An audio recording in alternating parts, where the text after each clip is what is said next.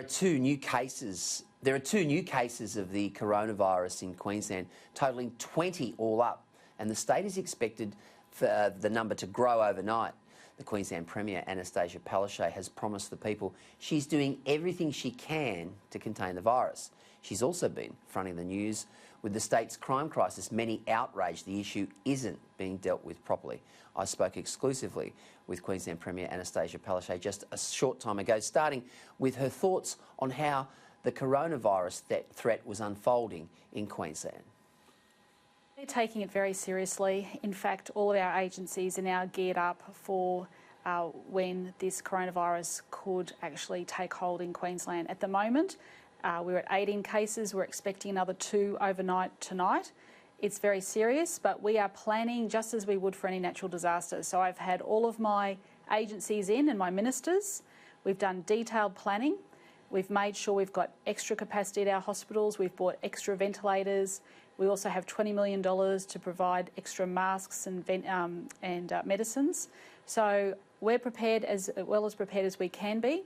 And I'll be talking about that when I go down to COAG on Friday and meet with the Prime Minister and the other premiers. It's a big issue, Peter, and I want everyone to be very aware that they need to listen to authorities, because we're still at the containment stage. And if we can contain this for a long period of time, it will minimise the hospital presentation. So listening is the key. We've done that very well in Queensland. When we've had cyclones, people listen. Remember the evacuation of Gracemere? Yep. The whole town of Gracemere evacuated when we had the bushfire coming. We need people to listen. So it's going to be uncharted waters. It's a very worrying time, but I think that all the agencies are prepared. And I'm going to work very closely with Scott Morrison. I think we all have to come together and work together. You likened this to a natural disaster. You've been Premier for more than 5 years. You've faced a whole range of natural disasters, whether it be floods, whether it be cyclones, whether it be bushfires. Do you think this possibly could be Queensland's greatest challenge with what's sort of looming with winter coming? Well, I've dealt with a lot of things. And when we had to deal with the catastrophic bushfires, we dealt with that well. We have never been in this situation before. We are as well prepared as we possibly can be. But I understand that there are families that are concerned. So number one, it's a public health issue, and people are really worried about their families, their loved ones, their next door neighbours, their friends. And secondly, there's the economic aspect of it as well, especially if people go into quarantine or isolation, they'll have to be at home for 14 days. But also too, people are worried about their jobs and employment. And of course, we'll be looking to the Commonwealth for their package that they are working on at the moment as a stimulus package once we get through the virus. But we've seen it take hold right around the world. Unfortunately, Australia is not immune to it. And what we can do is prepare, and we have been preparing since the end of January. Peter, I can assure all of your listeners, we have been on top of this from day one. Do you think it's inevitable that we'll get to a point where a pandemic is actually sort of declared throughout the country? Well, I think you've heard other premiers around the nation talk about this, and the Prime Minister himself. All of the evidence there shows that if we can't contain, it will spread. And this virus can spread quickly, and it can have impact. So what we will see over the coming weeks and months, as we've already started to see in New South Wales, school closures. You could expect to see that in Queensland. You could see the cancellation of major sporting events. But we'll be talking about all these issues at COAG and mass gatherings and festivals and everything. But we have to take these precautions, and people need to be understanding that if we do this, we're actually helping everyone. We're not just helping ourselves, we're helping the whole community. And I think if we all work together, we can get through this. As Premier, as the leader of this state, there are a lot of people out there who are concerned, and you have shown a lot of courage and a lot of leadership during these sort of very difficult times. Is it scary for you? Oh, I think it's of course a worry. I'm just like anyone else, and I understand how people are concerned about their family and friends and loved ones. I am as well. And I think that makes me even more determined that we are going to do everything we possibly can. We've already bought those 100 extra ventilators. We're getting the masks. We're actually looking at where in Queensland we can manufacture more masks. I mean, we are doing everything we possibly can, but you know, I think there are a lot of people working around the clock, and we will continue to do that. You mentioned COAG, Premier. I know domestic violence is very close to your heart, and I know that you attended the funeral earlier in the week of Hannah Clark and her little kids. That must have been heart-wrenching for you. What can we do? We can't put the white flag up on domestic violence. What can we do to try and tackle this issue? It's a scourge, isn't it? It is a scourge, and it was absolutely devastating what happened to Hannah and her 3 children. And having met and spoken at length with Lloyd and Suzanne, Hannah's parents, brother Nat, and their family and friends, it's going to be tough, and you don't want to see that happen to anyone. It was one of the most horrific tragedies we've actually seen in this state. The other people who were also impacted, we can't forget, were the first responders. So after the funeral, we actually had the opportunity to meet with the first responders, and her parents, Hannah's parents especially, asked for that. And there were a lot of people who've been impacted. I did meet some people who were not receiving counselling, and I fixed it, because everybody who was on that scene that day needs to have the help. So we're making sure that that happens. In terms of domestic and family violence, it's a really big issue, and I've said very clearly that the process of reform never ends, and people have come forward with all different ideas following this tragedy, and everyone wants to do more, and I think that's a good thing. So I can tell you tonight that we are going to convene a summit on April the 3rd. That date's just been confirmed today, and we will get a whole range of people from across regional Queensland, across the southeast, to come together and put forward their ideas as we put forward our budget, because, like I said, reform never ends. Yeah, that's fantastic news.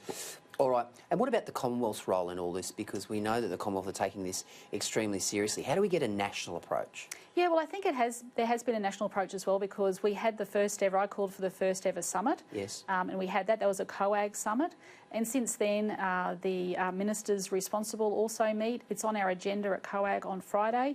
The federal government has released some money for women escaping domestic and family violence, some loans. We're building extra shelters. We've got some specialist courts as well.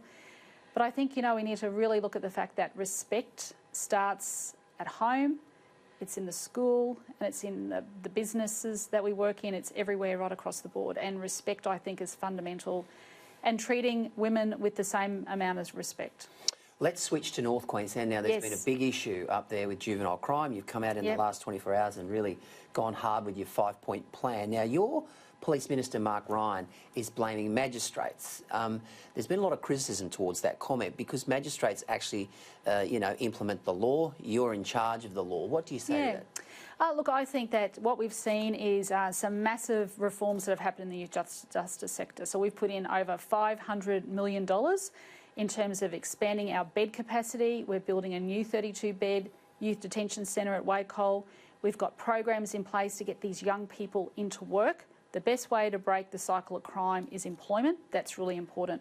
But what the police and the police commissioner have been saying to us is that there is 10% of these young offenders that are committing the majority of the crimes. Now, I've been listening, I've been out and about, I've listened to people in Cairns, in Townsville, Rockhampton, the Gold Coast, right across regional Queensland, and people are worried and they're concerned. And that's what our 5-point plan is addressing. So, you know, police have the power to appeal for bail, so they need to look at that more closely, and they're going to do that. And of course, you know, the magistrates also know very clearly from the government that community concern is paramount. So we're going to continue to work with all agencies to make sure that we are 100% focused on this 10%. And these new strike teams are really interesting, Peter. I know the Police Commissioner spoke about this at length yesterday. It's actually police officers and youth justice workers going out at night. So this is a 24/7 strike team. It's not just 9 to 5, because a lot of these young people are out on the streets at night, and we are going to have our eyes on them. So the Police Commissioner wants those up and running as quickly as possible. Another big issue in Townsville and certainly North Queensland is employment. Now, the Copper String project is a big one. Yep. It will basically reduce electricity in the Northwestern Minerals Province by half. How committed are you to that project? Yeah, I think it's a fantastic project, and we've had many meetings about it, and of course it's going to bring about jobs as well, and that's absolutely fundamental. So we'll be having more conversations, and hopefully we'll have some more announcements over the coming months. Speaking of announcements, now I know you can't actually specify exactly where this is going to take place, but Geoff Horn is fighting Tim Tszyu in the most anticipated boxing match probably in recent Australian history. Now, it will be likely announced tomorrow. Premier, can you give us a bit of an insight into where we might be thinking we might be heading on April 22? Well, I probably can't breach confidence, but I can say that it'll definitely be in Queensland. And I might just add that when I was up at the Townsville Stadium recently, the first open day, and can I say what a magnificent stadium. Brilliant. People from all around Australia should go and watch a game there. It's fantastic. And the workers were saying to me, Anastacia, do you reckon you could get that fight for us? And I said, leave it with me, I'll see what we can do. Well, there you go. Let's. The bookies are betting short odds Townsville tomorrow. Now, 2032 Olympics. Yep. You were in Lausanne last September. You've got a terrific relationship with Thomas Bach. It's full steam ahead. Are you confident that we can secure the bid? Yeah, look, I honestly think we are in the prime seat for this, and there is so much enthusiasm right across Queensland. People stop me about it as well. Of course, everyone's got coronavirus on their mind at the moment, as I appreciate.